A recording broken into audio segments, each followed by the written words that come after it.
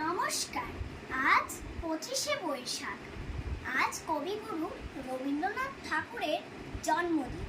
তাই আজ আমি একটি আবৃত্তি করে আপনাদের শোনাব। শুধু ফুলে নয়, মালাই নয়, জন্মদিনে বরণ করি মনে। কীর্তি তোমায় করেছে মহান, তুমি আছো বিশ্ববাসীর প্রাণে। প্রতি বছর তোমার জন্মদিন 25শে বৈশাখ আসে ঘুরে ঘুরে। পূজিত হও তুমি বিশ্ববাসীর চিন্তা চেতনা হৃদয় মন্দিরে। বঙ্গ সাহিত্যের কোনায় কোনায় সুনিপুণ তোমার বিচরণ।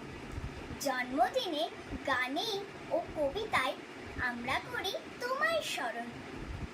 তোমার সৃষ্টির সবই যেন প্রবাহমান অসীম